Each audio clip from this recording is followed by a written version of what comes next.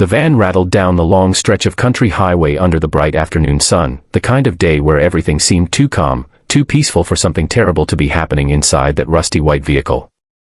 But behind the dust-covered rear window, a small trembling hand slowly lifted a crumpled piece of paper toward the glass. The words written in shaky letters were simple, heartbreaking, and desperate: kidnapped, help. 8-year-old Marina Hale held the sign with the last bit of strength she had left, praying that someone, anyone, would notice. Her heart pounded as sunlight cut across the empty road, and for a moment, she thought her message would disappear into the stillness. But just then, parked off to the side of the road near their motorcycles, a group of bikers began looking up, squinting toward the van that had slowed as it passed them. If you believe in kindness, in bravery, and in second chances, don't forget to like, comment, share, and subscribe to the channel Kindness Corner. It truly helps us bring more meaningful stories to you. As the van continued forward, Marina saw the sudden shift in the bikers' expressions. Among them was Grant Maddox, the respected leader of the Ridgehorn Riders Motorcycle Club. He stood with his powerful frame marked by age, scars, and the kind of wisdom earned through a difficult life. His salt and pepper beard caught the bright daylight as he stared at the rear of the van, trying to make sense of what he had just seen. His fellow riders, Silas Draven, a massive man with a shaved head, Rowan Vale, calm and sharp-eyed, and Briar Leone, younger but fiercely loyal, slowly turned their heads in the same direction. They had seen it. They had all seen it. The fragile, terrified face of a little girl pressed to the window, holding a silent scream written on paper. Grant's heart tightened. He had seen fear before, had lived in a world where danger often hid behind forced smiles and quiet streets. But the fear in that child's eyes was something different, something that didn't give a man time to think, only time to act.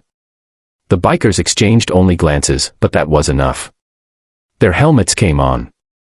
Their boots hit the pavement. Their engines roared to life as if awakened by fury itself. Meanwhile, inside the van, Marina fought to stay brave. Her small hands ached from gripping the sign so tightly. Her kidnapper, Trevor Colling, a troubled man spiraling deeper into his own darkness, had taken her hours earlier when she was walking home from school. The van smelled of gasoline and old burlap, and every bump in the road sent fear crawling deeper into her chest. Trevor muttered angrily to himself as he drove, oblivious to the bikers behind him, convinced he could disappear into the back roads before anyone even noticed the girl missing. But Marina hadn't given up. She remembered her mother always told her that courage didn't always look like loud bravery, it sometimes looked like small acts done with shaking hands. So she wrote her desperate message on a torn flyer she found under the seat, using an old marker she found in the door pocket. She pressed it to the rear window just as the van passed those bikers, not realizing they would become the answer to her silent plea.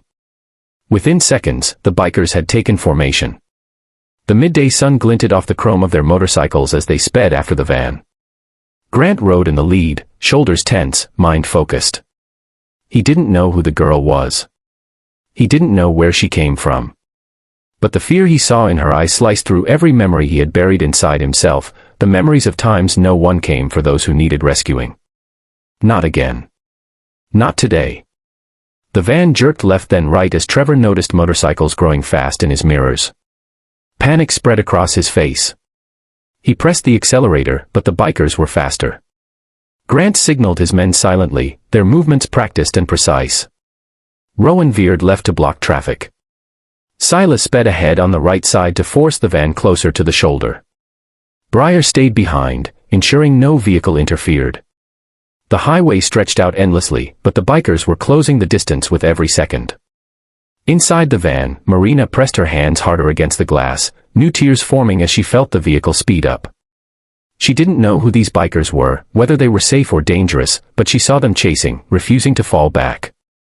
Something inside her whispered that hope was finally on her side. Grant pulled up close enough to see the van's back window clearly.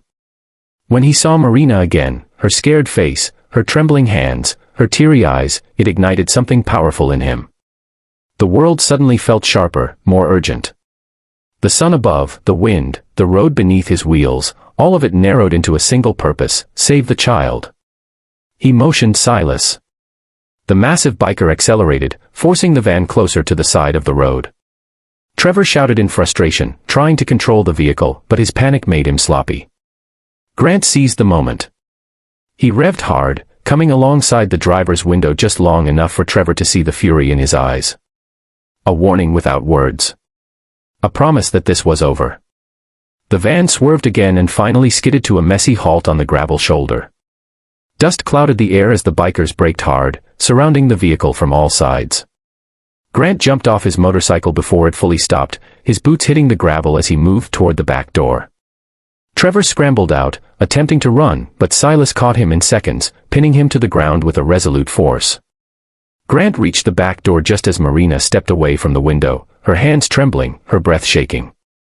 When he opened the door, sunlight poured inside, bright and warm, in contrast to the dark fear she had lived in for hours. She hesitated for only a second before running straight into Grant's arms. Her sobs were quiet, exhausted, but filled with immense relief. Grant held her gently, careful with every movement, as if she were made of something fragile and precious. As Marina's tears soaked into his vest, Grant looked over the open highway and felt something shift inside him.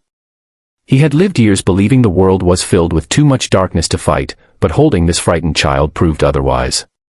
Sometimes, one moment of courage, one cry for help, was enough to change everything.